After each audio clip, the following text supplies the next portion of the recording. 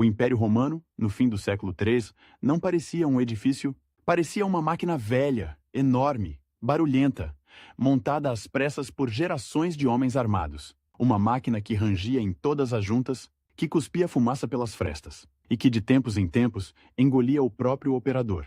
Na fronteira do Danúbio, o inverno não perdoa. O vento vem seco, cortante, e atravessa lã, couro, metal. Nas estradas militares, as botas esmagam lama congelada, e o som é sempre o mesmo.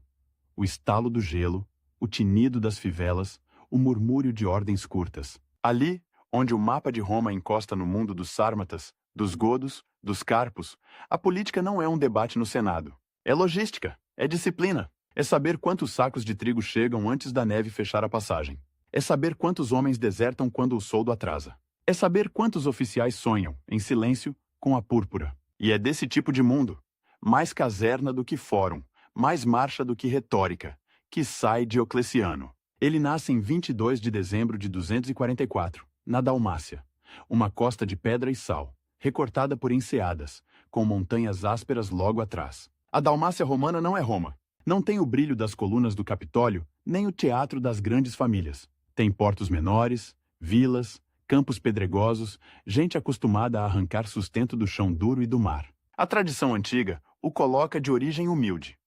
Alguns autores insinuam até uma ligação com a condição servil, ou pelo menos com a periferia social do império. O nome de nascimento, Diocles, soa grego, comum no Adriático Oriental. Mais tarde, quando a carreira o empurra para o centro do poder, ele se veste de latim e de solenidade. Gaius Aurelius, Valérius Diocletianus. Um nome comprido como um decreto. Um nome que já é, por si, uma peça de propaganda. Aurelius, Valérius. Ecos de cidadania, de linhagens, de respeitabilidade. A máquina exige etiquetas, e ele aprende cedo a usá-las. Mas antes do nome imperial, há o ofício. Soldado, oficial, homem de fronteira. O século III é um moedor de carne para imperadores. Depois da morte de Severo Alexandre, em 235, o império entra numa espiral que os historiadores chamariam de crise do século III.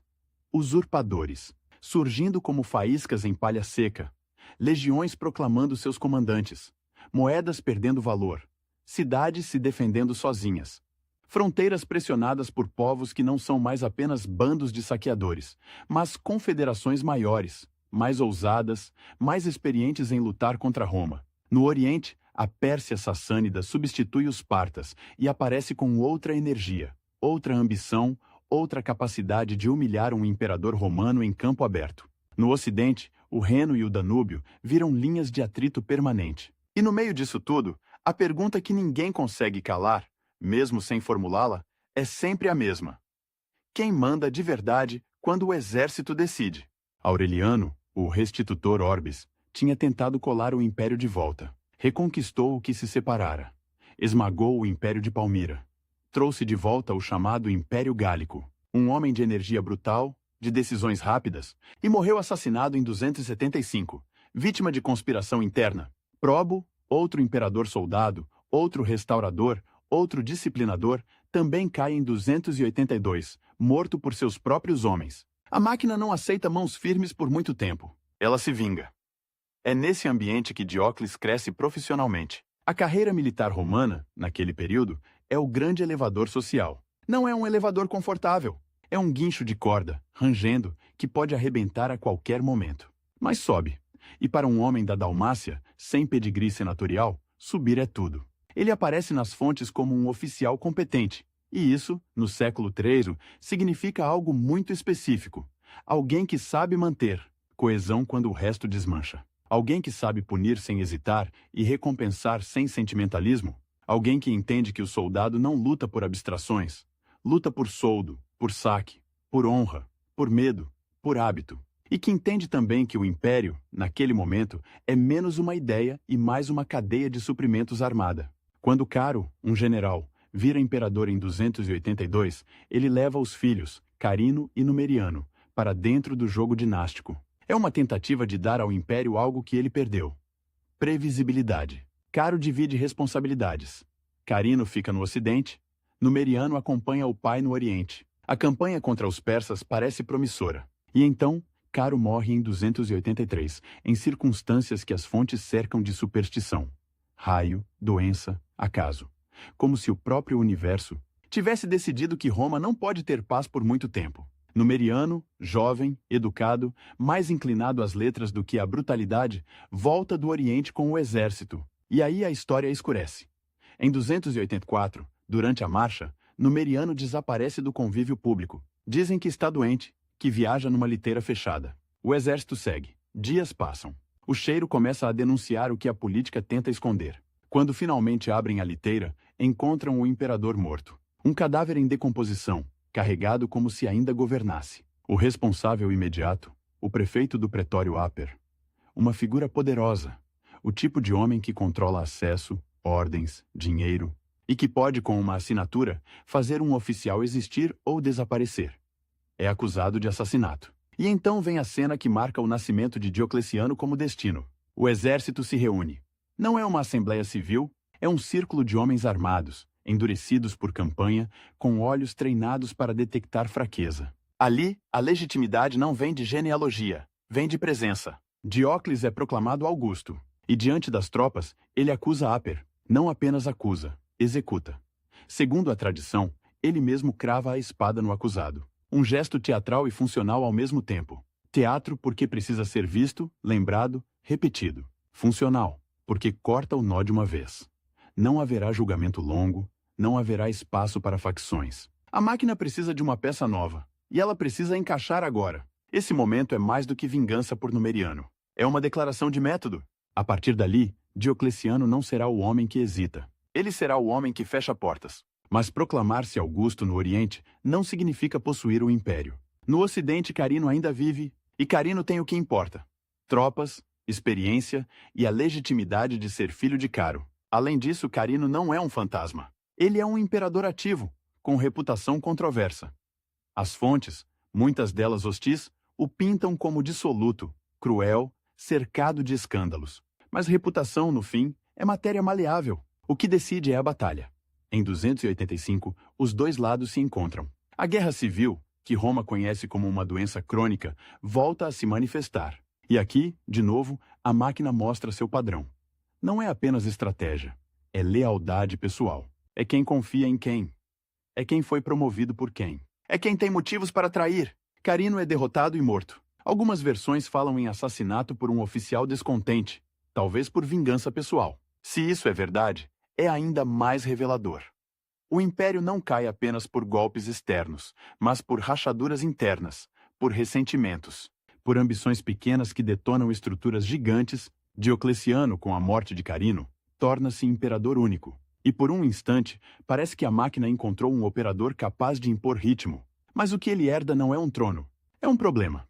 O império é grande demais para um homem só. Essa frase, que poderia soar como exagero, no século XIII é quase literal. As distâncias são brutais, as notícias viajam devagar, uma revolta no Egito pode levar semanas para ser compreendida em Roma. Uma invasão no Reno pode exigir resposta imediata. Uma usurpação na Gália pode se consolidar antes que o imperador sequer saiba o nome do usurpador. E, enquanto isso, o dinheiro perde valor. A moeda de prata, o denário, já não é o que foi. A adulteração metálica, a inflação, a desconfiança corroem o comércio e o pagamento das tropas. E sem tropas pagas, não há imperador. Há apenas um homem com um título. Diocleciano entende isso com a clareza de quem viveu a caserna. Ele não é um filósofo no trono, ele é um administrador de crise. E para administrar, ele precisa primeiro sobreviver. Os primeiros anos do seu governo são marcados por campanhas e reorganização. Não há tempo para o luxo de Roma. O imperador viaja, inspeciona, pune, nomeia. A corte, nesse período, não é um palácio fixo. É uma caravana de poder. Oficiais, secretários, guardas, mensageiros, estandartes, tesouros móveis. Onde o imperador está, ali está o centro. E isso muda tudo, porque o centro deixa de ser uma cidade e vira uma pessoa em movimento. A própria ideia de Roma começa a se deslocar, não no sentido simbólico. Roma ainda é Roma, mas no sentido prático. O império, para continuar existindo, precisa que o comando esteja perto das fronteiras, perto dos pontos de ruptura. E Diocleciano, vindo da periferia, não tem nostalgia do Senado. Ele tem urgência. O mundo ao redor não dá trégua. No Danúbio, povos atravessam, testam, recuam, voltam. No Oriente, a Pérsia sassânida observa. No interior, a administração provincial sofre com corrupção, com evasão fiscal, com elites locais tentando proteger seus interesses e, acima de tudo, há o fantasma da sucessão. Porque no século XIII, a sucessão é quase sempre uma guerra civil anunciada. Um imperador morre e imediatamente surgem 2, 3, 4 candidatos, cada um com uma legião atrás. Diocleciano não pode fingir que isso se resolve com boas intenções. Ele precisa de uma solução que não dependa apenas do seu carisma ou da sua espada. Mas antes de chegar a essa engenharia, ele precisa consolidar o básico: o monopólio da violência legítima. E isso, em Roma, significa uma coisa: controlar o exército e impedir que generais virem imperadores por conta própria. Há um detalhe que costuma passar despercebido quando se fala de imperadores soldados. Eles não são apenas guerreiros, eles são gestores de homens. E gerir homens armados exige um tipo de psicologia. O soldado romano do fim do século III é profissional, mas também é um eleitor armado. Ele vota com aclamação, com motim, com deserção. Ele observa o imperador. Observa se ele paga, observa se ele divide o saque, observa se ele pune traidores, observa se ele tem sorte. Porque sorte em campanha é quase uma virtude política. Diocleciano constrói sua imagem nesse registro, não como o primeiro cidadão, o princeps elegante do início do império, mas como um comandante que não se mistura. A distância começa a ser parte do poder. A solenidade cresce. A figura imperial se endurece. Ainda não é o sistema completo que ele vai criar depois, mas já é um movimento. Menos familiaridade, mais reverência. Menos um de nós, mais acima de nós. E isso tem um motivo prático. Se o imperador é apenas mais um general, ele pode ser substituído por outro general. Se o imperador é uma figura sacralizada, cercada de cerimônia, ele se torna mais difícil de derrubar sem parecer que se derruba a própria ordem do mundo. A máquina precisa de uma carcaça mais resistente. Ao mesmo tempo, Diocleciano não governa sozinho nem por escolha estética. Ele governa sozinho porque ainda não encontrou uma forma segura de dividir o poder sem ser devorado por ela. A memória recente está cheia de co-imperadores que viraram rivais, de Césares que viraram usurpadores, de alianças que duraram uma estação. Dividir o poder, em Roma, sempre foi perigoso. Mas não dividir também é. E então aparece Maximiano. Maximiano é, como Diocleciano, um homem de carreira militar. Um homem do mesmo mundo de disciplina e dureza. Em 285, Diocleciano o eleva, primeiro como César e depois, em 286, como Augusto do Ocidente. Não é um gesto de generosidade. É uma decisão de engenharia. O império tem frentes demais. O Reno exige presença. A Gália ferve. A Britânia é distante. A África é vital para o abastecimento de grãos. E, enquanto isso, o Oriente não pode ser abandonado. 2 homens, 2 metades, uma máquina tentando funcionar sem quebrar. Mas nesse momento inicial, o que importa é perceber o risco que Diocleciano assume. Ao dar a Maximiano o título de Augusto, ele cria um igual, um colega de púrpura. Um homem que, se quiser, pode se tornar rival. E ainda assim, ele faz porque a alternativa é pior. Um imperador sozinho, correndo de incêndio em incêndio, chegando sempre tarde, deixando vácuos de poder, que serão preenchidos por usurpadores. O século III ensinou uma lição cruel. O império não tolera a ausência. Onde o imperador não está, alguém tenta ser imperador. A parceria com Maximiano também revela algo sobre Diocleciano. Ele confia mais em estruturas do que em afetos. Não é uma amizade romântica, é um pacto de trabalho. E como todo pacto de trabalho em Roma, ele precisa de símbolos para se sustentar. Diocleciano começa a se associar a Júpiter. Maximiano, a Hércules. Não é apenas religião, é linguagem política. Júpiter é o legislador celeste, o que ordena. Hércules é o executor, o que faz força, o que vence monstros. Um pensa, outro age. Um comanda, outro combate. A máquina ganha mitologia para parecer inevitável. Enquanto isso, a vida real do império continua áspera. As estradas estão cheias de mensageiros, as cidades, de cobradores.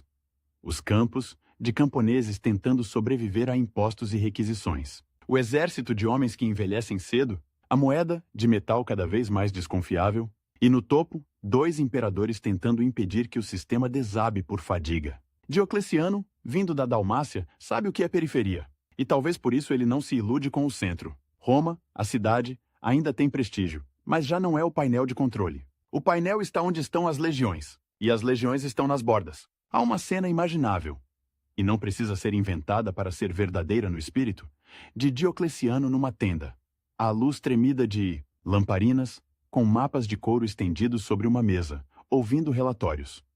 No Danúbio, os carpos cruzaram. Na Síria, há rumores de movimento persa. Na Gália, um comandante está sendo aclamado. E cada relatório é uma engrenagem que ameaça saltar. Ele não pode responder com discursos. Ele responde com nomeações, deslocamentos, punições, recompensas, com ordens que viajam a cavalo e que precisam ser obedecidas por homens que talvez nunca o vejam. É assim que se governa um império em crise. Por intermediários, e intermediários em Roma são perigosos, porque todo intermediário com tropas pode virar um centro alternativo de poder. A morte de Numeriano e a queda de Carino não são apenas episódios de ascensão, são avisos. Diocleciano viu, com os próprios olhos, como um imperador pode ser carregado morto numa liteira enquanto o Estado finge normalidade. Viu como um rival pode cair não por derrota limpa, mas por traição interna. Viu como a legitimidade é frágil. E, sobretudo, viu como o exército é o juiz final. Por isso, desde o começo, ele trabalha com uma obsessão: tornar o poder menos dependente do acaso, menos dependente de um único corpo, menos dependente de uma única presença. Só que, por enquanto, ele ainda é esse corpo. Ele ainda é essa presença. Ele ainda é o homem que precisa aparecer, que precisa ser visto, que precisa ser temido. E há um paradoxo cruel nisso. Para construir um sistema que funcione sem ele, ele precisa, primeiro, ser indispensável. Os anos iniciais do seu reinado são, portanto, uma corrida contra o padrão do século. Um padrão que diz: todo imperador será derrubado, assassinado, humilhado ou substituído por outro general mais jovem e mais faminto. Diocleciano precisa quebrar esse padrão, e quebrar padrões, em Roma, custa sangue. A máquina do império, naquele momento, é feita de peças gastas. Províncias grandes demais para serem administradas com eficiência. Governadores com poder excessivo. Fronteiras longas demais para uma resposta centralizada. Um sistema fiscal que não acompanha as necessidades militares. Uma economia que sofre com desvalorização monetária. E uma cultura política em que a sucessão é sempre uma aposta armada. Diocleciano não resolve isso em um decreto. Ele começa pelo que conhece: comando e disciplina. Ele se cerca de homens capazes, ele reforça a ideia de hierarquia, ele pune a deslealdade com rapidez, ele recompensa a competência e, ao elevar Maximiano, ele dá o primeiro passo para uma solução que ainda não tem nome, mas já tem forma. Dividir para manter unido. Só que dividir o poder é como dividir um animal vivo. Se o corte for mal feito, ele morre. Se for bem feito, talvez sobreviva. Talvez. E o império, nesse fim de século, é um animal vivo, enorme, ferido, mas ainda perigoso. Ele pode esmagar quem tenta salvá-lo. Pode devorar quem tenta guiá-lo. Pode enlouquecer quem tenta controlá-lo. Diocleciano, o homem da Dalmácia, aprende a falar com esse animal na língua que ele entende. Ordem, medo, ritual, rotina. E uma promessa silenciosa, repetida em cada marcha e em cada nomeação. A máquina vai voltar a funcionar. Mas, por enquanto, ela ainda cospe faíscas. Ainda treme. Ainda ameaça quebrar. E, no centro dessa engrenagem, está um imperador que chegou ao topo por um cadáver escondido e por uma espada desembainhada diante das tropas. Um imperador que sabe, melhor do que ninguém, que a púrpura não é um manto, é um alvo. Ele olha para o mapa e vê o império como um conjunto de frentes simultâneas. Ele olha para os homens ao redor e vê possíveis sucessores e possíveis assassinos. Ele olha para a história recente e vê uma fila de nomes que governaram por meses, por semanas, por dias, e ele entende que, se quiser durar, não basta vencer batalhas. É preciso vencer o hábito do império de destruir seus próprios imperadores. A partir daí, cada decisão dele carrega esse peso. Cada promoção, cada punição, cada deslocamento de tropas, cada gesto público. Porque no século III, governar Roma não é sentar num trono, é segurar uma máquina em funcionamento com as mãos nuas, enquanto as engrenagens giram, quentes, e qualquer descuido arranca dedos. Diocleciano segura. E não solta. Ainda, em 286, quando Maximiano recebe a púrpura de Augusto do Ocidente, não é apenas um colega que nasce. Nasce um método. Um jeito de pensar o império como se fosse, de fato, uma máquina. Pesada, espalhada por continentes, incapaz de responder com um único braço a incêndios simultâneos. E como toda máquina, ela exige manutenção constante, não poesia, não nostalgia. Parafusos apertados, peças trocadas, óleo onde range. O velho vocabulário do Principado, aquele teatro elegante em que o imperador fingia ser primeiro entre iguais e o Senado fingia governar, já não serve. O século III queimou essa fantasia. O que resta é o comando nu, a ordem que chega com selo e espada, a disciplina que não pede licença. Diocleciano entende que a autoridade, para sobreviver, precisa mudar de forma, precisa ficar mais alta, mais distante, mais difícil de tocar. O imperador não pode parecer um general bem-sucedido que amanhã será substituído por outro general mais bem-sucedido. Ele precisa parecer outra coisa. Algo acima da rotação brutal das legiões, algo que, ao cair, arraste o mundo junto. E por isso seja mais difícil de derrubar. A linguagem do poder muda. E muda no corpo. O imperador passa a ser visto com mais cerimônia, mais barreiras, mais filtros. A audiência não é mais um encontro relativamente direto, como nos tempos em que um príncipe podia circular com certa familiaridade entre senadores e cavaleiros. Agora há distância, há protocolo, há uma coreografia que transforma o governante em figura quase sagrada. O gesto de inclinar-se, de prostrar-se, de tocar o chão diante do soberano, práticas que Roma, por muito tempo, associou ao Oriente e desprezou como servilismo, começa a entrar no repertório imperial. Não porque Diocleciano seja um esteta do luxo, mas porque ele é um técnico do medo, e sabe que o medo, quando vira ritual, dura mais. O império, afinal, está cheio de homens armados, e homens armados respeitam o que parece inevitável.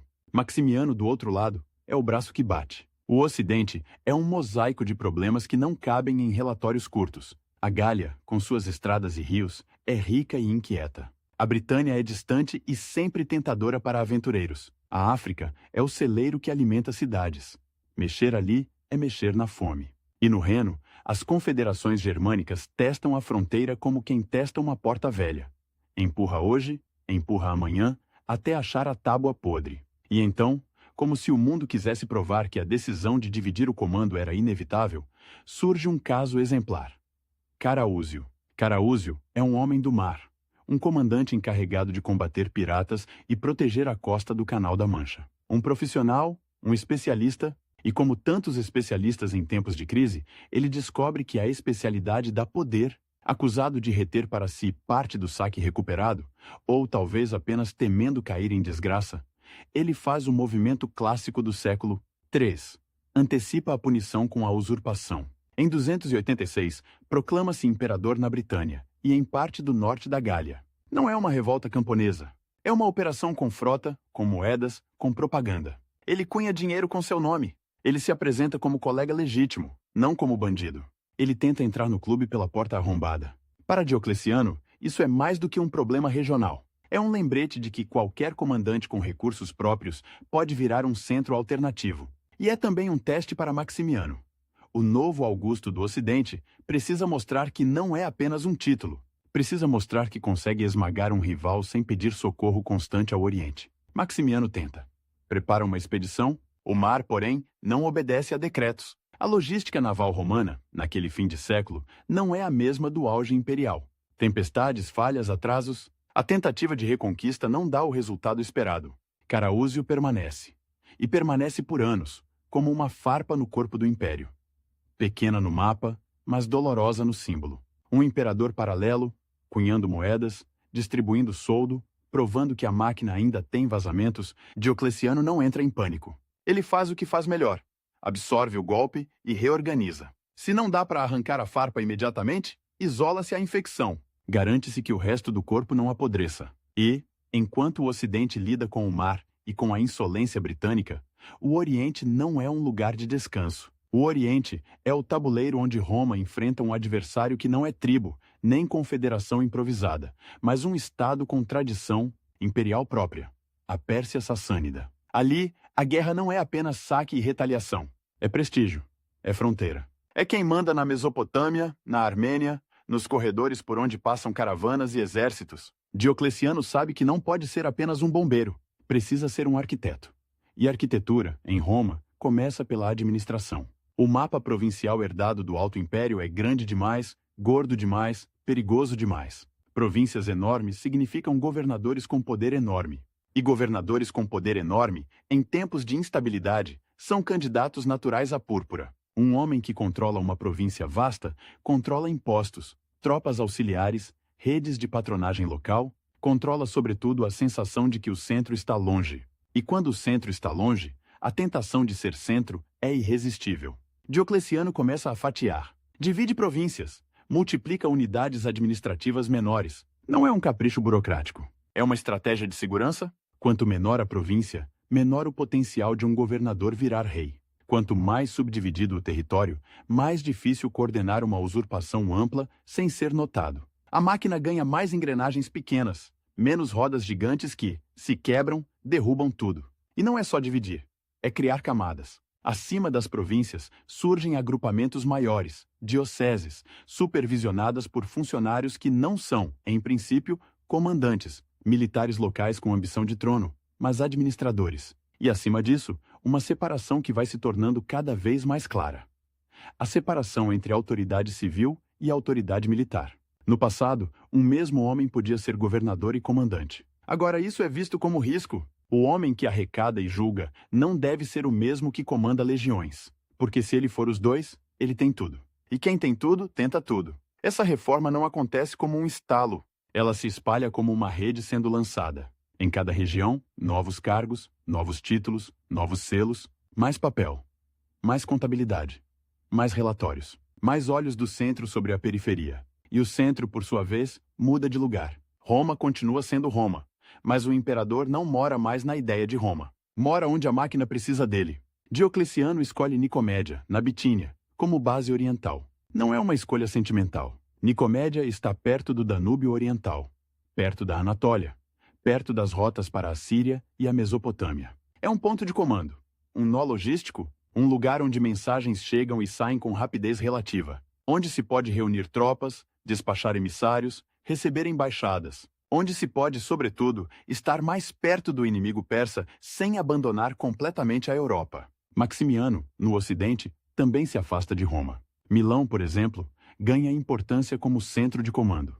Mais perto do Reno, mais perto dos Alpes, mais perto das estradas que levam à Gália. A capital, na prática, vira um conceito móvel.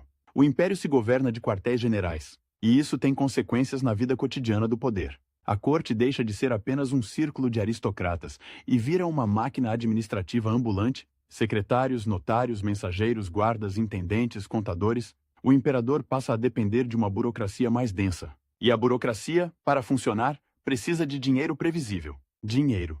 Sempre dinheiro. O século III ensinou que a moeda pode morrer sem que o Estado morra imediatamente.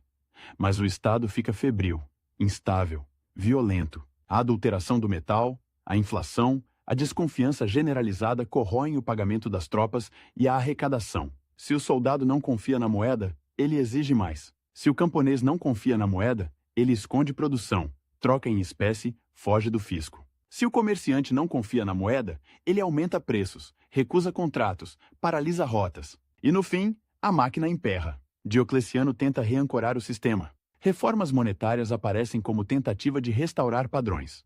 Novas emissões, novas proporções, novas marcas. Não é um retorno mágico ao passado. É uma tentativa de criar um chão firme o suficiente para que o Estado pague e cobre. Mas moeda, sozinha, não resolve. Porque o problema não é apenas o metal, é a estrutura fiscal. O império precisa sustentar um exército grande e mais distribuído. Precisa sustentar fortificações, estradas militares, arsenais, depósitos. Precisa sustentar a própria burocracia que agora cresce. E para isso, precisa de arrecadação regular, não de improviso. O velho sistema, baseado em avaliações irregulares e em negociações locais, não dá conta. Diocleciano empurra o Estado para uma contabilidade mais rígida, mais intrusiva, mais padronizada. A terra passa a ser medida com mais atenção. Pessoas passam a ser contadas com mais atenção. A unidade fiscal começa a combinar dois elementos: o solo e o corpo, o campo e o contribuinte. A ideia é simples e brutal: saber quanto cada região pode produzir e quantos braços existem ali para produzir. A partir disso, fixar obrigações, não apenas em moeda, mas em espécie. Trigo, vinho, azeite, animais, tecidos. O Estado, Desconfiado da moeda, volta-se para o que alimenta e veste soldados. E isso muda a vida de quem está embaixo. O camponês sente o peso do Estado como nunca. Não é mais um imposto ocasional. É uma presença constante. O cobrador não é mais um visitante raro. É um calendário. A aldeia aprende a temer a época da avaliação, a época da coleta, a época da requisição. O que antes podia ser negociado com jeitinho local, agora vem com tabelas, com cotas, com punições. E quando a colheita falha, a quota não falha junto. A máquina não tem compaixão. Tem necessidade. As elites municipais, os decuriões, responsáveis por administrar cidades e arrecadar impostos, também sentem o aperto. Durante séculos, ser decurião era honra e poder local. Agora vira risco, porque o Estado exige que a cidade entregue uma quantia. Se a cidade não entrega, alguém paga. E esse alguém, muitas vezes, é o próprio decurião, obrigado a cobrir o buraco com patrimônio pessoal. A honra vira armadilha. A cadeira no conselho municipal vira algema dourada. E quando a honra vira algema, as pessoas tentam fugir, tentam escapar de cargos, tentam entrar no exército, na burocracia imperial, no clero, em qualquer lugar que ofereça imunidade. O Estado responde com coerção. Prende pessoas às funções, fixa obrigações hereditárias, transforma profissões em destinos. A máquina precisa de operadores, e se os operadores fogem, ela os acorrenta. É aqui que a frieza de Diocleciano aparece com nitidez. Ele quer previsibilidade. E previsibilidade, num império desse tamanho, custa liberdade. Ao mesmo tempo, ele reforça o exército. Não apenas em número, mas em disposição. A fronteira não pode ser uma linha fina. Precisa ser uma zona. Fortes, torres, estradas de patrulha. Tropas estacionadas para resposta rápida. E por trás, reservas móveis capazes de correr para onde o golpe cair. A ideia de defesa se torna mais elástica, menos dependente de uma batalha decisiva e mais dependente de presença constante. Isso exige comando constante. Exige oficiais confiáveis. Exige que o imperador esteja perto, ou que alguém com autoridade imperial esteja perto. E é por isso que a parceria com Maximiano não é um detalhe. É a tentativa de multiplicar presença, mas presença não basta se a legitimidade continua sendo um jogo de faca. Diocleciano, então, investe pesado em propaganda sacralizada. Não propaganda no sentido moderno de cartaz e rádio, mas no sentido romano. Moedas, inscrições, estátuas, cerimônias, títulos. O imperador não é apenas Augusto, ele é Dominus, Senhor. O regime que os historiadores chamariam de dominato vai se consolidando. Um império mais autocrático na forma, mais hierárquico no gesto, mais distante no contato. O palácio vira um mundo separado. O acesso ao soberano vira privilégio controlado. A roupa imperial, os diademas, as cores, os tecidos, os guardas, tudo comunica a mesma mensagem. Não se trata de um cidadão com poderes extraordinários. Trata-se do eixo do mundo romano. E o eixo não se discute. O eixo se obedece. Essa teatralidade tem um lado sombrio e um lado prático. O lado prático é que ela tenta reduzir a tentação de usurpação. Derrubar um primeiro cidadão é mais fácil do que derrubar uma figura sacralizada. O lado sombrio é que ela normaliza a submissão. E quando a submissão vira norma, a violência estatal vira rotina. Diocleciano não tem pudor em usar violência. Ele vem de um tempo em que a hesitação mata. Ele sabe que a clemência, mal calculada, vira convite. E ele governa com a convicção de que o império só sobreviverá se o medo trabalhar a favor do Estado, não contra ele. No Ocidente, Maximiano enfrenta revoltas e pressões. Na África, por exemplo, há movimentos de resistência e banditismo que se misturam com tensões sociais e religiosas. No interior, grupos armados podem virar ameaça real quando o Estado parece distante. Maximiano responde como Hércules deveria responder: com força. Campanhas punitivas, execuções, restabelecimento de rotas. O império, para se manter, precisa mostrar que ainda morde. E, enquanto isso, a ferida britânica continua aberta. Caraúzio, isolado pelo mar, mantém seu pequeno império marítimo. Até que, em 293, ele é assassinado por um aliado, Alecto, que assume o controle. A usurpação muda de mãos, mas não desaparece. E isso, de novo, é um lembrete. O problema não é apenas um homem, é a estrutura que permite que homens assim existam. Diocleciano observa tudo isso e vai acumulando uma certeza. 2 imperadores ainda é pouco, porque o império não tem apenas 2 frentes. Tem 4, 5, 6. Tem o Reno, tem o Danúbio, tem a Pérsia, tem o Egito, com sua importância econômica e sua tendência histórica a ser mundo à parte. Tem a própria Itália, com Roma e sua política simbólica. Tem as rotas do trigo. Tem as minas. Tem as estradas. Tem as cidades que podem se revoltar. Tem os generais que podem sonhar. E, acima de tudo, tem o tempo. O tempo que corre contra qualquer arranjo pessoal. Um imperador adoece. Um imperador morre. Um imperador é assassinado. E o império, se não tiver um mecanismo de sucessão, volta ao padrão: guerra civil. Por isso, mesmo antes de formalizar a solução radical que virá, Diocleciano já começa a treinar o império para pensar em termos de sistema. Ele cria hierarquias mais claras, ele define precedências, ele distribui responsabilidades, ele transforma o governo em uma cadeia de comando mais rígida, como um exército permanente. E essa transformação se sente até no modo como as ordens são escritas. O latim administrativo endurece, fica mais técnico, mais repetitivo, mais padronizado. A lei vira instrumento de gestão, não apenas de prestígio. Rescritos imperiais respondem a casos concretos, mas também criam padrões. A burocracia aprende a falar com a voz do soberano. O preço disso é uma sociedade mais controlada, mais vigiada, mais presa a categorias. O Estado quer saber quem você é, onde você está, o que você produz, quanto você deve. Quer reduzir a improvisação? Quer reduzir a fuga? Quer reduzir a margem? E, no entanto, a margem sempre existe, porque o império é grande demais para ser totalmente controlado. E porque cada nova regra cria um novo jeito de burlá-la. Cada novo imposto cria um novo esconderijo. Cada nova obrigação cria um novo suborno. A máquina, ao ganhar engrenagens, ganha também pontos de atrito. Diocleciano responde com mais controle, mais inspeções, mais punições exemplares, mais centralização de decisões importantes. Ele não confia na espontaneidade, ele confia em rotina. E para sustentar a rotina, ele precisa de homens.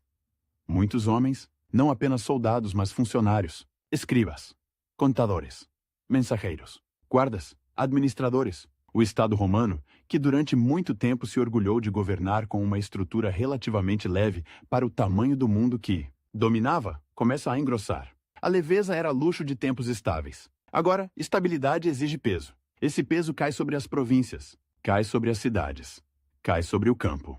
E, paradoxalmente, é esse peso que permite ao império respirar de novo. Porque, com arrecadação mais regular e com comando mais distribuído, as fronteiras podem ser guarnecidas com mais consistência. As campanhas podem ser planejadas com mais previsibilidade. O soldo pode ser pago com menos improviso. A máquina, mesmo rangendo, volta a girar com alguma cadência. Mas não se deve confundir cadência com paz. O mundo de Diocleciano é um mundo em que a paz é apenas a ausência momentânea de guerra aberta. A tensão é permanente. E a autoridade imperial, para se manter, precisa estar sempre em cena, mesmo quando tenta se tornar impessoal. É por isso que a sacralização do poder não é um adorno, é uma ferramenta.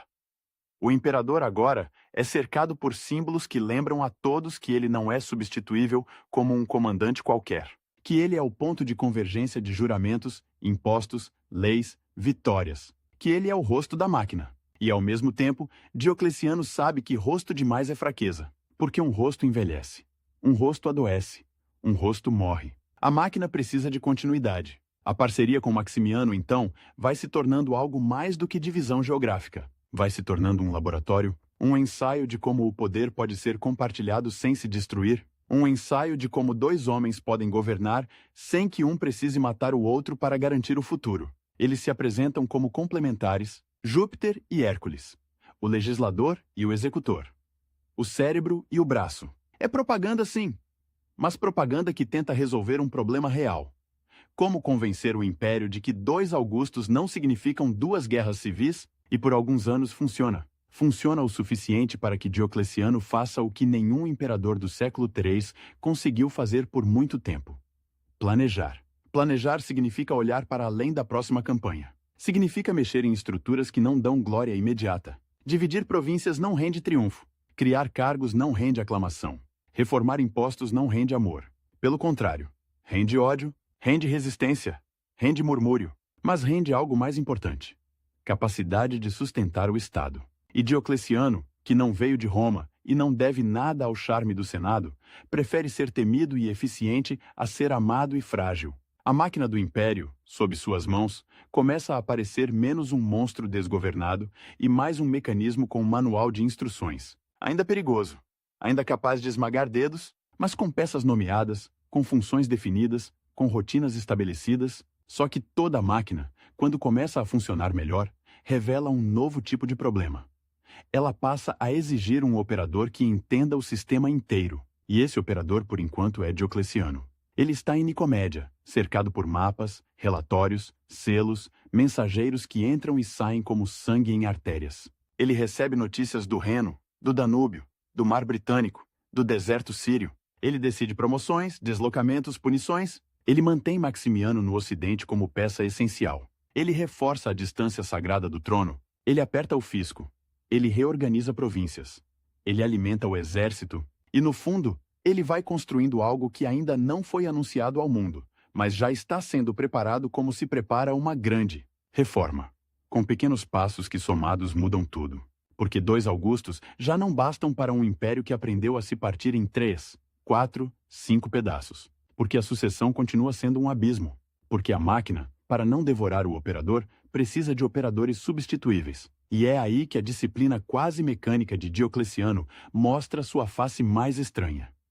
Ele está criando um poder que, idealmente, não dependerá dele. Um poder que se pretende sistema. Um poder que quer funcionar como engrenagem, não como carisma. Só que, para chegar a esse ponto, ele ainda precisa de mais uma coisa. Transformar a divisão improvisada em arquitetura oficial. Dar nomes. Dar regras.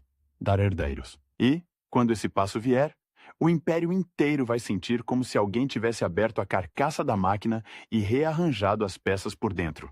Com precisão. Com frieza. Com a convicção de que, se a ordem não for construída, ela será imposta pelo caos. Em 293, o Império acorda com uma novidade que não cabe numa frase curta, porque não é só uma promoção, não é só uma troca de nomes na lista de magistrados. É uma mudança de física. Como se, de repente, a gravidade do poder deixasse de puxar tudo para um único corpo e passasse a ser distribuída por 4 pontos, 4 polos, 4 centros de comando que se olham de longe, se reconhecem, se vigiam, se sustentam. Diocleciano e Maximiano já eram 2 Augustos. Agora, por baixo deles, e ao mesmo tempo como extensão deles, surgem 2 Césares. Constâncio Cloro e Galério. 2 homens de guerra, 2 profissionais do século duro. Escolhidos não por genealogia antiga, não por aplauso do Senado, mas por utilidade, por capacidade de obedecer e mandar, por saberem viver em acampamento, comer poeira, dormir pouco, punir rápido. E o detalhe que parece doméstico, mas é político até o osso. Os laços são amarrados com casamento. Constâncio, ligado à casa de Maximiano, Galério, ligado à casa de Diocleciano. A família vira parafuso, a intimidade vira ferramenta. A máquina do império não confia em sentimentos. Ela usa sentimentos como rebites. A palavra tetrarquia ainda não é um slogan popular, mas a ideia já está inteira. 2 Augustos no topo, 2 Césares como aprendizes e braços avançados. Um sistema de sucessão programada. Um jeito de dizer às legiões, aos governadores, aos cobradores de impostos, aos comerciantes que atravessam pontes com carroças rangendo. Não esperem o vazio. Não esperem a morte do imperador para apostar em outro. O próximo já está aqui. Já tem rosto. Já tem exército. Já tem selo. O império, que durante décadas viu a púrpura virar prêmio de loteria sangrenta, tenta, pela primeira vez em muito tempo, transformar o acaso em calendário. E para que isso funcione, o poder precisa ser visto. Precisa ser encenado. Precisa ser repetido até virar hábito. Os 4 governantes aparecem como um conjunto. Nas moedas, os rostos se multiplicam. Nas inscrições, os títulos se empilham. Nas estátuas, a semelhança é quase proposital. Não é o indivíduo que importa, é a função. A figura imperial vira uniforme. Há algo de inquietante nisso, porque Roma sempre gostou de nomes, de linhagens, de biografias. Agora, o Estado começa a preferir máscaras. E as máscaras têm endereço. Diocleciano permanece no Oriente, com Nicomédia como base. Cidade de palácios e portos, de oficinas e arsenais, de corredores onde o som de sandálias e de pergaminhos se mistura ao cheiro de resina e sal. Maximiano se firma no Ocidente, orbitando centros como Mediolanum, mais útil que Roma para quem precisa correr ao Reno ou aos Alpes. Constâncio recebe a tarefa que parece periférica, mas é vital. A Gália e a Britânia. O problema do mar, a ferida aberta por Caraúzio e depois por Alecto. Galério fica com o Danúbio e a sombra persa, a fronteira onde a guerra não é só defesa, é duelo de impérios. 4 cortes, 4 comitivas, 4 conjuntos de secretários, guardas, mensageiros, contadores, 4 máquinas menores dentro da máquina grande. E de repente, o império parece mais rápido. Não porque as estradas ficaram melhores da noite para o dia, mas porque a decisão está mais perto do incêndio. A ordem não precisa atravessar metade do mundo para chegar. O imperador, ou um imperador, está a algumas jornadas, não há meses. Só que velocidade custa caro. E custa em moeda, em trigo, em couro, em ferro, em homens. O sistema fiscal, já endurecido, agora precisa alimentar 4 centros de comando e um exército que não é mais uma massa concentrada. Para grandes campanhas ocasionais, mas uma presença contínua, espalhada, em postos, fortalezas, estradas de patrulha. A logística vira religião.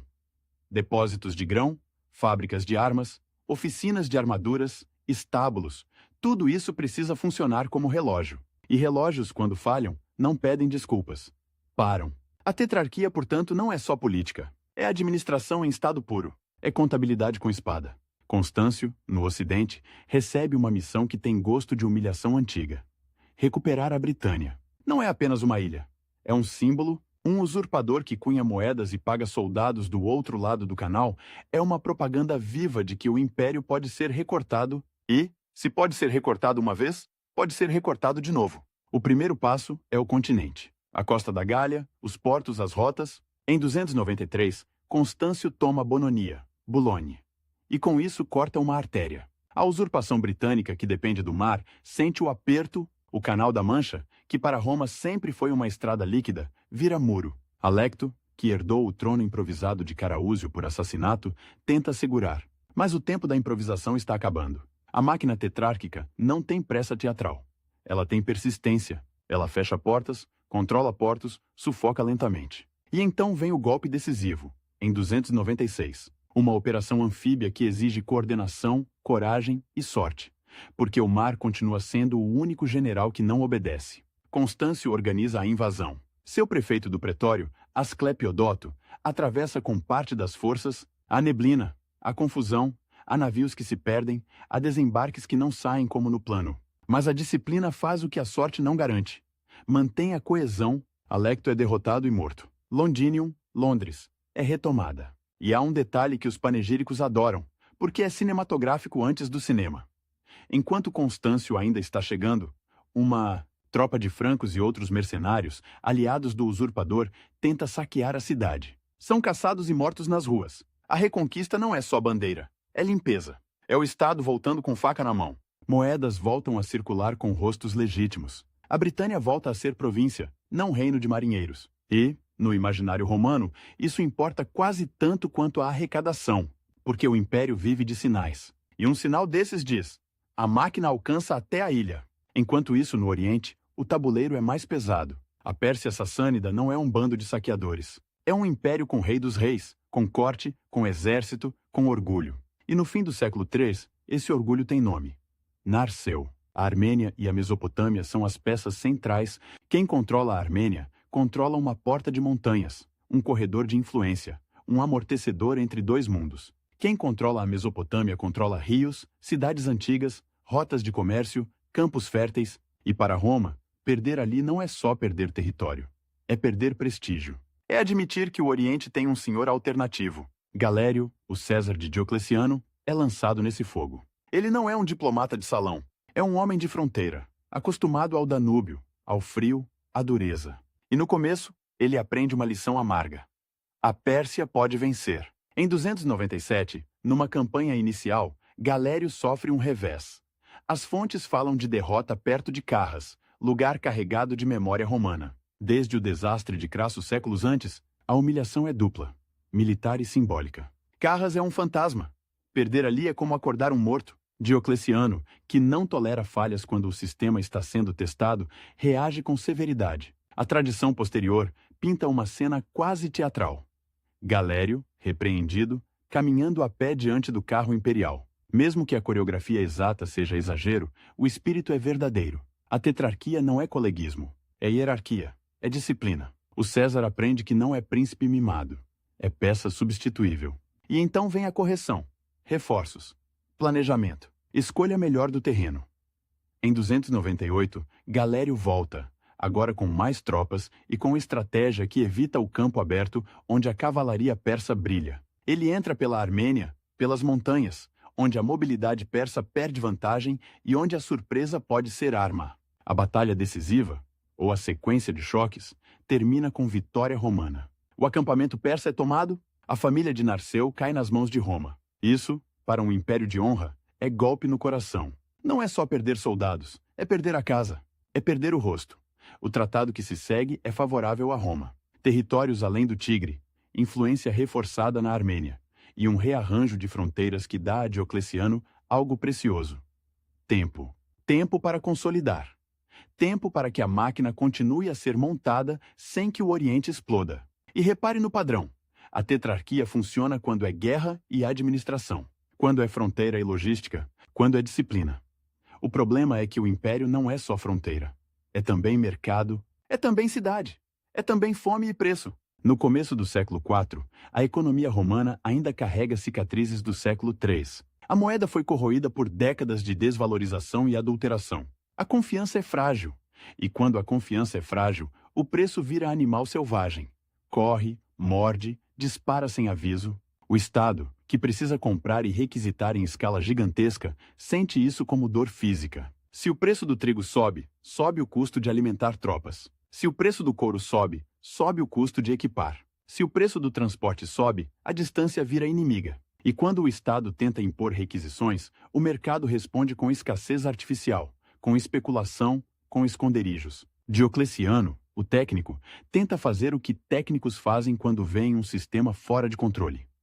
Fixa parâmetros. Em 301, ele publica o Édito Máximo de Preços, um documento enorme, detalhado, quase obsessivo, que lista mercadorias e serviços com preços máximos: grãos, vinho, carne, óleo, roupas, transporte, salários de artesãos, de professores, de trabalhadores. É como se o Estado dissesse: chega, a máquina precisa de números estáveis, a vida precisa de tabelas. O édito é gravado em pedra em várias cidades. Não é conselho, é lei. E a lei vem com ameaça. Punições severas para quem vender acima do teto, para quem esconder mercadoria, para quem especular. A intenção é clara: conter inflação, impedir abusos, proteger consumidores e, não menos importante, proteger o próprio Estado como comprador e requisitador.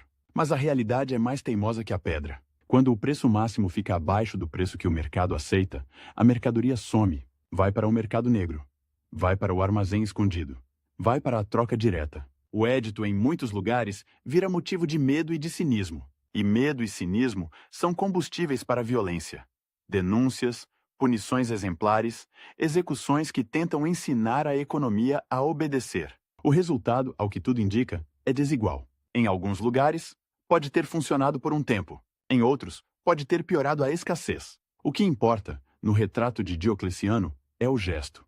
A crença de que o Estado pode, e deve, regular a vida material com mão pesada, porque sem isso a máquina não gira. E, enquanto o Estado tenta controlar preços, ele também tenta controlar almas. Roma sempre foi um império de deuses múltiplos, um panteão que absorve, adapta, traduz. Cultos locais convivem com cultos oficiais. Mistérios orientais encontram espaço em cidades ocidentais. A religião, por muito tempo, foi menos sobre crença íntima e mais sobre prática pública. Sacrifício, festa, juramento, rito que liga comunidade e Estado. Mas o século III e o começo do IV mudam o clima. A crise prolongada, as guerras, as epidemias, a insegurança, tudo isso torna a ideia de unidade mais urgente. E a tetrarquia, com sua linguagem sacralizada, empurra o império para uma religiosidade de Estado mais rígida, mais performática, mais exigente. Diocleciano se apresenta associado a Júpiter, Maximiano a Hércules. Não é só metáfora, é um programa. O poder imperial como reflexo de ordem cósmica, o imperador não é apenas administrador, é guardião do pacto com os deuses. E, se os deuses garantem vitória e estabilidade, então a estabilidade exige que o pacto seja respeitado. Nesse cenário, o cristianismo aparece como um corpo estranho. Não porque seja pequeno, ele já não é tão pequeno, mas porque é diferente no ponto que mais importa ao Estado. Recusa certos ritos públicos, recusa sacrifícios aos deuses tradicionais, Recusa, em muitos casos, participar do culto imperial. E, para um Estado que está tentando transformar a obediência em ritual, essa recusa parece sabotagem. Não é uma questão simples de tolerância versus intolerância, como se fosse debate moderno. Para a mentalidade romana de governo, religião e lealdade se misturam. Sacrificar é um ato cívico. Queimar incenso é um gesto de pertencimento. E quando um grupo diz não, o Estado ouve. Não pertencemos. Durante anos, Diocleciano não parece ter sido o mais ansioso por perseguição. Há cristãos em cargos, há cristãos no exército, há cristãos na burocracia. O império é grande, e a prática varia. Mas no começo dos anos 300, o clima endurece. E aqui, a figura de Galério volta a aparecer como sombra pesada. Um homem de fronteira, duro, devoto dos deuses tradicionais, convencido de que a unidade exige uniformidade. Em 303, a máquina decide esmagar a dissonância. O primeiro édito ordena a destruição de igrejas, a queima de escrituras, a perda de direitos legais para cristãos de certas classes. A proibição de assembleias é um ataque à infraestrutura da fé. Prédios, livros, status, não é ainda uma ordem universal de matar. É uma tentativa de desorganizar, de humilhar, de tornar a religião invisível. Mas a máquina, quando começa a girar nesse sentido, tende a acelerar. Editos seguintes ampliam a repressão. Prisão de clérigos, exigência de sacrifício como prova de lealdade, punições para quem recusa. Em algumas regiões, a perseguição é brutal e sistemática. Em outras, é mais frouxa, mais negociada, mais dependente do governador local. A tetrarquia, que é sistema, também é 4 temperamentos, e isso cria uma ironia amarga. O mesmo arranjo que pretende uniformizar o império produz variações na aplicação da violência. No Oriente, sob influência de Diocleciano, e depois, de Galério, a perseguição tende a ser mais intensa. No Ocidente, especialmente sob Constâncio, ela parece mais limitada. Constâncio, pragmático, pode ter cumprido o mínimo: destruir alguns edifícios, fazer demonstrações, sem mergulhar em caça total. Não por simpatia necessariamente, mas por cálculo. A Gália e a Britânia recém-reconquistadas precisam de estabilidade. E estabilidade, às vezes, significa não incendiar a própria casa. Ainda assim, para quem vive aquilo, a diferença entre limitada e total pode ser apenas a diferença entre perder o templo e perder o pai. Entre ver livros queimando e ver gente queimando, a perseguição cria mártires, cria histórias, cria memória. E memória é coisa que o Estado não controla bem. O Estado controla estradas, impostos, tribunais. Memória não. Memória se espalha em sussurros, em cartas, em comunidades que se reconhecem pelo trauma. E aqui aparece um dos paradoxos mais cruéis do projeto de Diocleciano. Ele quer despersonalizar o poder, transformá-lo em sistema, mas para isso ele sacraliza o trono e exige gestos públicos de submissão. Ele quer que a máquina funcione sem depender de carisma individual, mas ele precisa de uma coreografia que faz do imperador quase um deus. E quando alguém recusa a coreografia, a máquina responde com violência. E essa violência, em vez de apagar a diferença, às vezes agrava mais fundo. Enquanto isso, a vida cotidiana do império continua sob pressão fiscal e administrativa. O Estado exige registros, exige quotas, exige entrega em espécie, exige que profissões permaneçam onde estão. O colono se aproxima cada vez mais da terra como destino. O decurião se aproxima cada vez mais do conselho municipal como prisão. O artesão se aproxima cada vez mais da oficina como herança obrigatória. A máquina precisa de previsibilidade, e previsibilidade para quem está embaixo parece imobilidade. E no topo, os 4 governantes continuam se movendo como peças de xadrez. Não há uma capital única onde tudo se decide com calma. Há capitais móveis, palácios que são quartéis, audiências que são cerimônias, cerimônias que são política. Diocleciano, em Nicomédia, recebe embaixadas, assina rescritos, supervisiona reformas. Maximiano mantém o Ocidente sob controle, lidando com revoltas e fronteiras. Constâncio consolida a região do Canal e do Reno. Galério, fortalecido pela vitória persa, ganha prestígio, e com prestígio, ganha peso dentro do sistema. E peso dentro do sistema é perigoso, porque a tetrarquia foi desenhada para reduzir a ambição individual. Mas ela não elimina a ambição, ela apenas a canaliza. E canais, quando entopem, transbordam. A própria lógica de Césares como herdeiros cria expectativas, cria famílias políticas, cria redes de patronagem. Um César não é apenas aprendiz, é futuro Augusto.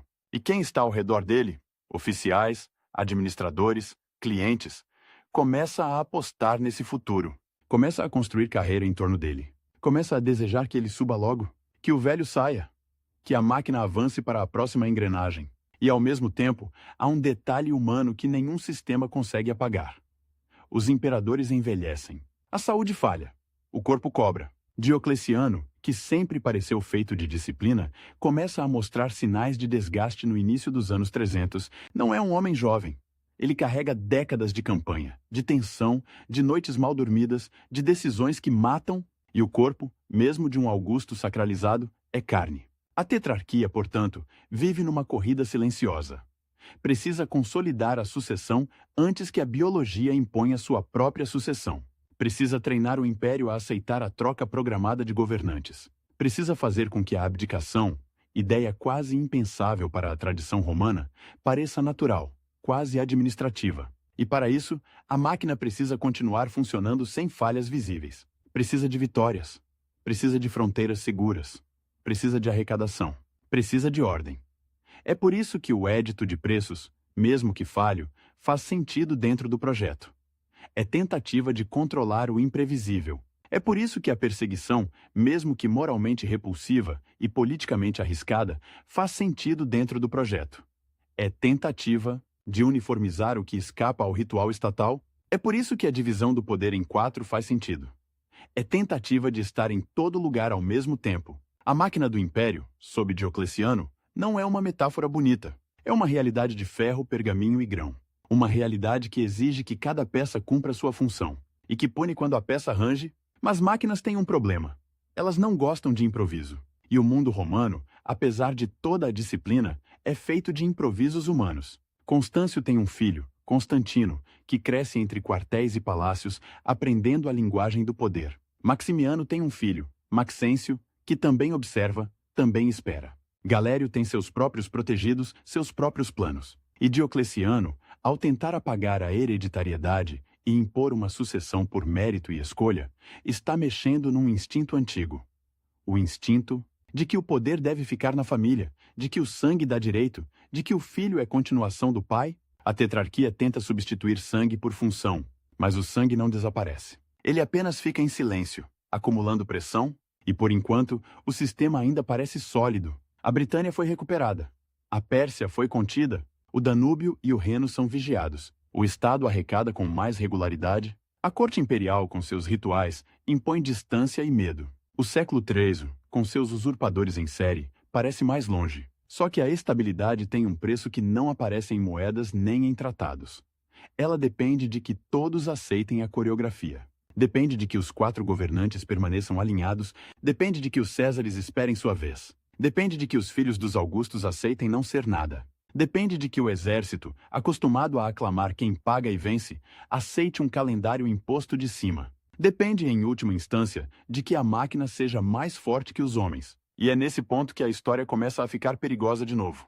Porque quanto mais Diocleciano aperta parafusos, mais ele revela onde estão as juntas. Quanto mais ele tenta tornar o poder impessoal, mais ele precisa de pessoas específicas para operar o sistema. Quanto mais ele tenta eliminar o acaso, mais ele cria regras que, se quebradas uma vez, quebram o encanto inteiro. O Império, por alguns anos, vive como se tivesse encontrado um manual de instruções, mas manuais não impedem incêndios. Eles apenas dizem o que fazer quando o fogo começa. E o fogo, silencioso, já está sendo alimentado. Pela ambição dos que esperam, pela frustração dos que foram excluídos, pela memória dos perseguidos, pela economia que não se deixa tabelar. Pelo corpo do próprio Diocleciano, que começa a falhar justamente quando o sistema mais precisa que ele pareça eterno. A máquina gira, gira com força, gira com barulho. E quanto mais gira, mais difícil fica imaginar que alguém, um dia, vai simplesmente desligá-la com as próprias mãos. Mas é exatamente essa ideia, a de desligar, de sair, de abdicar, que começa a se aproximar do centro do palco, ainda sem ser dita. Em voz alta, como uma sombra que cresce no chão antes de aparecer o corpo que a projeta. No inverno de 304 para 305, o Oriente Romano tem um frio que não é só de estação. É um frio de mármore. De corredores longos em Nicomédia, onde o vento do mar entra pelas frestas e faz tremular as tochas, e onde a distância entre o homem e o cargo parece maior do que nunca. A corte está cheia. Os secretários correm com tábuas e rolos, os guardas batem as lanças no chão com a cadência de quem aprendeu a transformar rotina em ameaça. E no centro disso tudo, o corpo do Augusto começa a desmentir a imagem. Diocleciano adoece. As fontes falam de uma doença grave, prolongada, que o derruba, que o enfraquece, que o obriga a desaparecer por períodos, a deixar audiências para depois, a delegar. Para um sistema que vive de presença, isso é quase uma pane elétrica, porque o dominato que ele ajudou a moldar não é um governo de portas abertas. É um governo de aparições. O imperador não é visto como um cidadão entre cidadãos, ele é visto como um sinal. E quando o sinal falha, o ruído começa. A máquina do império, tão cuidadosamente montada, tem um ponto vulnerável que nenhuma reforma fiscal resolve. A carne, o homem que transformou o poder em cerimônia, que ensinou o mundo romano a ajoelhar, a beijar a barra da púrpura, a esperar o gesto do soberano como se fosse um decreto do céu, agora precisa lidar com febre, fraqueza, talvez dores que não se descrevem em inscrições. A propaganda não tem remédio. O ritual não baixa a temperatura. E é nesse clima, de incerteza física no topo, que a ideia mais improvável do século começa a ganhar forma prática, não como poesia, como procedimento. A tetrarquia foi desenhada para que a sucessão deixasse de ser um acidente sangrento. 2 Augustos, 2 Césares. Quando os Augustos saíssem, os Césares subiriam. E novos Césares seriam escolhidos, um ciclo, uma engrenagem, um calendário. Só que em Roma, o poder raramente sai por vontade própria. Ele é arrancado, ele é perdido, ele é assassinado, ele é traído, ele é comprado. A abdicação voluntária é quase um insulto à tradição de violência que sustentou o trono por décadas. E ainda assim, Diocleciano decide fazê-la acontecer. Não sozinho, mas em conjunto com Maximiano, o colega do Ocidente, como se até o gesto de sair precisasse ser simétrico, coreografado, duplicado, para não parecer fraqueza individual. O dia 1º de maio de 305 é escolhido com precisão simbólica. Em Nicomédia, Diocleciano aparece diante do exército e da corte. Não é uma cena íntima, é pública, é política, é liturgia. O homem que elevou a distância entre imperador e súdito agora precisa usar essa mesma distância para tornar a renúncia aceitável. Não como derrota, mas como ato de governo. Ele abdica, entrega a púrpura, deixa de ser Augusto.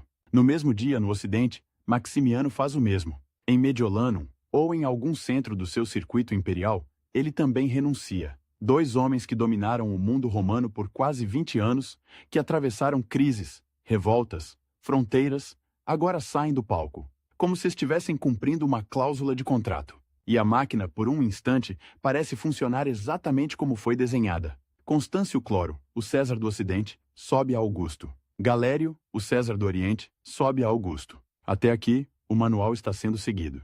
A engrenagem gira. O Império respira como se tivesse aprendido a trocar de pele sem sangrar. Mas o manual tem páginas em branco, e nelas entram os nomes que Diocleciano tentou manter fora do sistema. Os filhos. Constâncio tem Constantino, Maximiano tem Maxêncio. 2 jovens adultos, já conhecidos das tropas, já conhecidos das cortes, já conhecidos do rumor. E no mundo romano, rumor é uma força militar. Um nome repetido em acampamento vira estandarte antes de virar decreto. A lógica tetrárquica exigia que os novos Césares fossem escolhidos pelos Augustos. Agora, Constâncio e Galério, com base em utilidade e lealdade ao sistema, não em hereditariedade. E é aqui que a máquina revela sua natureza real. Ela foi construída para despersonalizar o poder, mas depende de escolhas pessoais. Depende de quem confia em quem. Depende de quem quer ver quem crescer. Galério, agora Augusto do Oriente e homem mais forte do arranjo, empurra seus próprios candidatos. O escolhido como César do Ocidente é Severo, um oficial experiente, leal, ligado a Galério. O escolhido como César do Oriente é Maximino Daia, sobrinho de Galério, também militar, também duro, também produto de fronteira. A ironia é quase cruel. O sistema que tenta evitar dinastias abre espaço para uma preferência familiar disfarçada de mérito, e Constantino e Maxêncio ficam de fora. Não é apenas uma decisão administrativa, é uma humilhação política. É dizer a 2 homens e às redes que os cercam que o sangue não vale nada diante do desenho. Só que o sangue, quando é desprezado, não evapora. Ele ferve.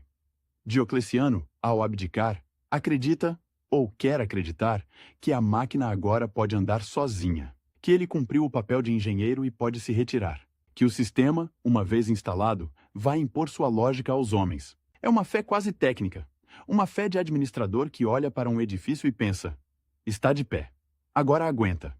Ele se retira para a Dalmácia, para a costa que conhece desde antes da púrpura. Spalatum, hoje Split, um lugar onde o mar Adriático tem um brilho metálico em certos dias, e onde o vento traz cheiro de sal e de pinho. Ali, Diocleciano construiu algo que é ao mesmo tempo palácio e fortaleza, residência e quartel, retiro e monumento. O Palácio de Diocleciano não é uma vila campestre no estilo antigo, com colunas delicadas e jardins para poesia. É um retângulo de pedra com muralhas, torres, portões, uma cidade em miniatura.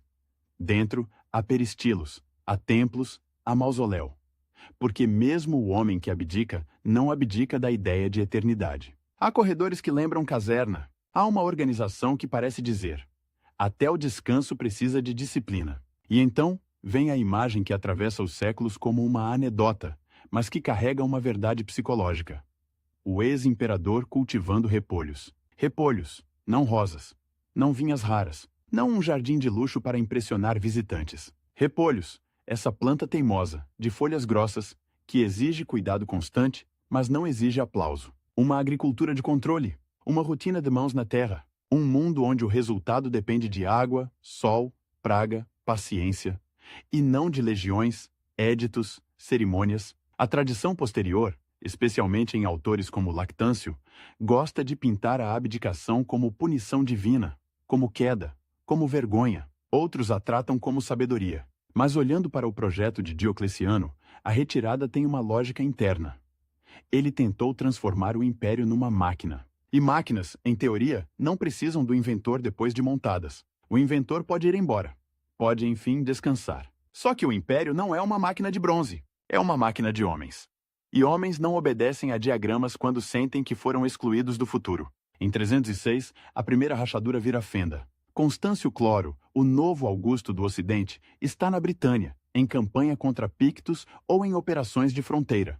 O tipo de trabalho que mantém a autoridade viva. Ele morre em Eboracum, a atual York. Morte natural, ao que parece. Mas para o sistema, morte é sempre um teste. O manual tetrárquico diria: o César do Ocidente, Severo, deve subir a Augusto, e um novo César deve ser nomeado. Simples, limpo, impessoal. Só que o exército que está ali, na Britânia, não vive de manuais. Vive de lealdade imediata.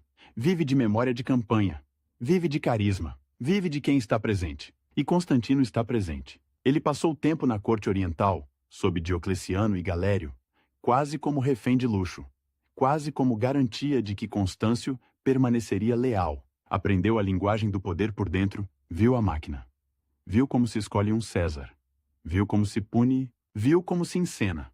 E agora, com o pai morto e as tropas ao redor, ele é a solução mais fácil para um problema emocional. Quem vai liderar amanhã? As legiões o aclamam. Constantino é proclamado Augusto. Ou, em algumas versões, aclamado e depois negociado como César. O detalhe técnico importa menos do que o gesto. A hereditariedade, que Diocleciano tentou expulsar pela porta, entra pela janela do acampamento. Galério no Oriente não gosta. Ele não pode gostar. Se aceitar sem resistência, o sistema vira piada. Se rejeitar com força, arrisca guerra civil imediata. Ele escolhe um meio termo. Reconhece Constantino, mas tenta rebaixá-lo, enquadrá-lo, dar-lhe o título de César, enquanto eleva Severo a Augusto do Ocidente. Uma tentativa de manter a engrenagem girando sem admitir que ela já está rangendo. E então Roma, a cidade que Diocleciano tratou como símbolo antigo e pouco prático, decide lembrar ao mundo que símbolos mordem. Maxêncio, filho de Maximiano, que ficou de fora da sucessão de 305, vê a oportunidade. A capital e sua guarda pretoriana, essa instituição que Diocleciano tentou controlar, reduzir, deslocar, mas que ainda existe como força política, estão descontentes. Há tensões fiscais. Há ressentimento contra reformas que tiraram privilégios. Há nostalgia do tempo em que Roma era centro, não museu. Em outubro de 306, Maxêncio é aclamado em Roma. Não por mérito administrativo, por nome, por promessa, por ser filho de um Augusto, por oferecer à cidade a ilusão de que ela pode voltar a mandar. De repente, o império tem mais imperadores do que o sistema comporta. A máquina, que deveria ter 4 pontos de comando, começa a ganhar peças extras, como se alguém tivesse enfiado engrenagens de tamanhos diferentes no mesmo eixo. Severo, o Augusto nomeado por Galério para o Ocidente, tenta reagir, marcha contra Maxêncio. Mas a Itália não é apenas território, é teatro de lealdades antigas. E Maximiano, o velho Augusto que abdicou junto com Diocleciano, é puxado de volta para o palco. Maxêncio chama o pai.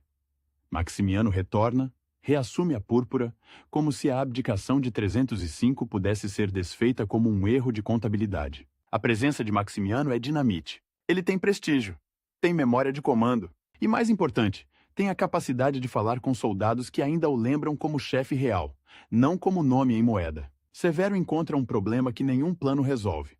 Suas tropas desertam. Algumas passaram anos sob Maximiano, outras não querem lutar contra Roma. Outras simplesmente escolhem o lado que parece mais seguro. Severo é cercado, capturado e acaba morto, executado ou forçado ao suicídio, dependendo da versão. O fato bruto é este: um Augusto cai não por batalha épica, mas por colapso de lealdade. Galério, furioso, tenta ele mesmo invadir a Itália em 307. Mas invadir a Itália não é como atravessar o Danúbio. A península tem cidades fortificadas, tem logística difícil, tem uma população que pode fechar portas e negar suprimentos. E, sobretudo, Galério enfrenta o mesmo veneno que matou Severo: a possibilidade de suas tropas serem seduzidas por Maximiano e Maxêncio, ou simplesmente se recusarem a avançar contra o coração simbólico do mundo romano. A campanha de Galério não dá o resultado decisivo. Ele recua. E recuar, para um Augusto, é admitir que a máquina não obedece. Enquanto isso, no tabuleiro, alianças se formam como placas tectônicas. Constantino, no norte, consolida seu poder na Gália e na Britânia. Ele é jovem, enérgico e tem uma vantagem: controla fronteiras importantes e exércitos que estão ocupados com inimigos reais, não apenas rivais internos. Ele também sabe negociar. Em 307, Maximiano tenta atraí-lo. Oferece-lhe casamento com sua filha Fausta, oferece-lhe o título de Augusto. Constantino aceita a aliança e o prestígio. Mais uma vez, o sangue e o casamento, aqueles rebites que Diocleciano usou para prender a tetrarquia, voltam como ferramenta, mas agora para desmontá-la. E Diocleciano? Diocleciano está em Spalatum, entre pedra e mar, vendo a máquina que ele montou começar a cuspir fumaça. É difícil imaginar o que ele sente, porque as fontes são parciais e tendenciosas. Lactâncio, cristão e hostil, descreve um Diocleciano abatido, atormentado, quase quebrado. Panegíricos oficiais preferem silêncio ou elogio. Mas o que se pode perceber é a ironia histórica. O homem que tentou eliminar a guerra civil por design institucional, agora assiste ao retorno da guerra civil por falha humana e por falha previsível. Porque era previsível que os filhos não aceitariam ser ninguém. Era previsível que as legiões prefeririam um líder presente e familiar a um nome imposto por decreto distante. Era previsível que Roma, ferida em seu orgulho, tentaria recuperar centralidade. Era previsível que um sistema baseado em cooperação entre poucos homens fortes se tornaria instável quando esses homens fortes mudassem, morressem, envelhecessem ou simplesmente quisessem mais. Em 308, a crise exige uma tentativa de reparo, e o reparo tem lugar num cenário carregado de simbolismo militar. Carnunto, no Danúbio, uma cidade de fronteira, um ponto onde o império sente o hálito dos bárbaros e onde a autoridade costuma falar mais alto. Ali se reúnem Galério, agora Augusto dominante do Oriente, Maximiano, o velho que voltou e que já se tornou problema, e, crucialmente, Diocleciano, o aposentado. O engenheiro é chamado de volta à oficina, não para reassumir o trono, pelo menos não oficialmente, mas para emprestar legitimidade, para emprestar a aura de fundador, para tentar convencer o mundo de que ainda existe um centro racional. A Conferência de Carnunto é um esforço desesperado de transformar caos em organograma. Maximiano é forçado a abdicar de novo. Humilhado, empurrado para fora da púrpura pela segunda vez, como se o sistema dissesse: "Você já saiu, saia de novo. E desta vez, fique fora." Maxêncio, em Roma, é declarado usurpador, inimigo público. Constantino, que já se chama Augusto, é pressionado a aceitar o título inferior de César. Uma tentativa de rebaixá-lo sem enfrentá-lo diretamente, e surge um novo nome no topo: Licínio, um aliado de Galério, é elevado a Augusto do Ocidente, mesmo sem ter sido César antes. Um atalho. Uma gambiarra institucional. Um remendo que contradiz a própria lógica tetrárquica. E aqui, a máquina mostra sua falha mais profunda. Para salvar o sistema, eles precisam quebrar as regras do sistema. Diocleciano, presente em Carnunto, é pressionado. Há relatos de que pedem que ele retorne ao poder, que reassuma a púrpura para estabilizar. A imagem é quase absurda. O homem que abdicou para provar que o poder é função, não pessoa, agora é chamado porque a função não se sustenta sem a pessoa. Ele recusa.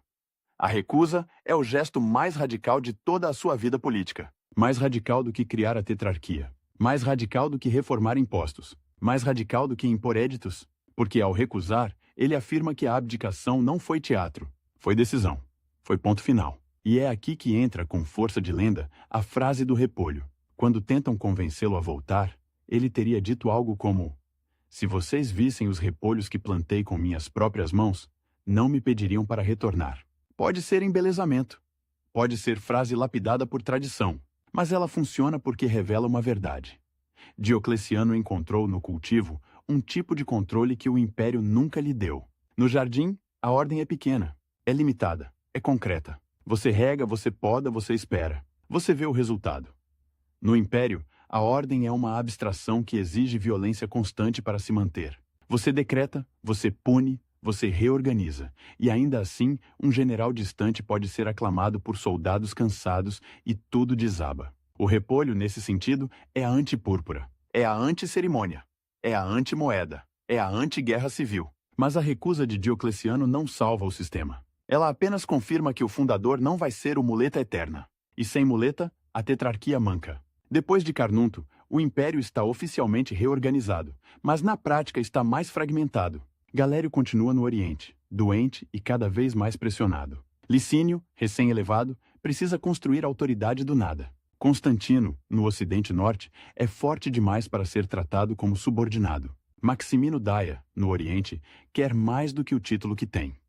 Ele se ressente de Licínio, que pulou etapas. Maxêncio, em Roma, continua governando a Itália e a África, como se a declaração de usurpador fosse apenas um insulto distante. E Maximiano, o velho, não aceita o papel de aposentado humilhado. Ele tenta mais uma jogada. Em 310, ele se volta contra o próprio genro Constantino, tenta usurpar poder na Gália. Falha. É capturado e termina morto. Suicídio forçado, segundo a narrativa mais comum. O homem que abdicou, voltou. Abdicou de novo, voltou de novo, termina como aviso. A máquina não perdoa quem tenta entrar e sair do trono como se fosse uma porta giratória. Diocleciano, em Spalatum, assiste a isso tudo como quem ouve, ao longe, o som de engrenagens quebrando. E há algo de profundamente romano e profundamente humano no fato de que ele não volta. Ele poderia tentar. Ele ainda tem nome, ainda tem prestígio, ainda tem a aura de quem salvou o império, mas ele também sabe o preço. Sabe que voltar seria admitir que o sistema falhou por definição. Seria transformar a abdicação em farsa? Seria dizer ao mundo: o poder é pessoal, sim. Sem o homem, não há máquina. E talvez ele saiba outra coisa, mais íntima, que o corpo não aguenta, que a doença que o derrubou em Nicomédia não foi um susto passageiro, que o tempo dele passou, e que, se ele voltar, voltará para morrer no palco, não no jardim. O fim de Diocleciano é silencioso em comparação com o barulho que ele produziu em vida. Ele morre em 311. A data exata varia nas tradições, mas o ano é esse.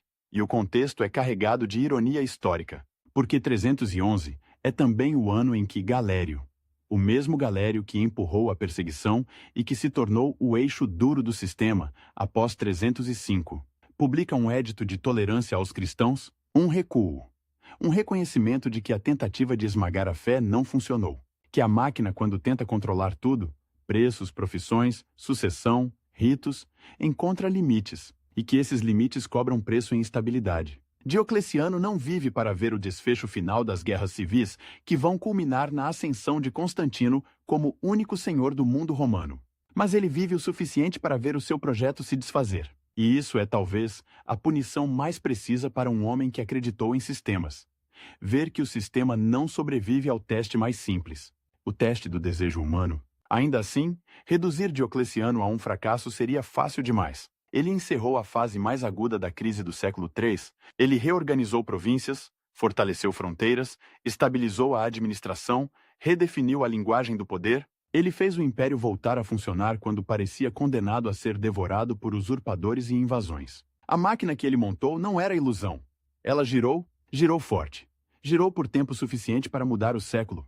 E, no entanto, o gesto que mais fascina não é a reforma, nem a vitória, nem o édito gravado em pedra. É o homem que, tendo tudo, escolhe sair, que transforma a abdicação em ato de governo, que tenta provar, com o próprio desaparecimento, que o trono não é destino pessoal, mas função substituível. Só que o mundo romano, naquele começo de século IV, ainda não estava pronto para um poder realmente impessoal. Ele estava pronto para novos nomes, novas guerras, novas moedas com novos rostos. Estava pronto para a continuidade da violência sob outra bandeira. Diocleciano, no seu palácio-fortaleza à beira do Adriático, entre colunas e muralhas, entre o mausoléu que já o esperava e a horta, que ele insistia em cuidar, vive os últimos anos como um paradoxo ambulante. O homem que sacralizou o imperador e, ao mesmo tempo, tentou transformá-lo em peça. O homem que exigiu submissão ritual e, ao mesmo tempo, quis que a sucessão fosse burocrática. O homem que perseguiu em nome da unidade e, ao mesmo tempo, viu a unidade se romper por ambição dinástica. E, no fim, quando a púrpura já não está no corpo, quando os mensageiros já não chegam com a mesma reverência, quando o mundo lá fora grita nomes novos: Constantino, Maxêncio, Licínio, Maximino. Resta a imagem mais concreta e mais estranha. Um ex-senhor do mundo. Romano inclinando-se sobre a terra, avaliando folhas, arrancando ervas daninhas, medindo com os olhos a promessa de uma colheita. A máquina do império, lá fora, continua a girar. Mas agora gira sem o engenheiro. E como toda máquina sem manutenção, começa a fazer um som diferente. Um som de metal cansado. Um som de coisa grande demais para ser controlada por desenho. O repolho cresce. O império se parte. E o homem que tentou ensinar Roma a trocar de imperador como se troca de turno, descobre, tarde demais, que o poder, quando finge ser impessoal, apenas esconde melhor as paixões que o movem.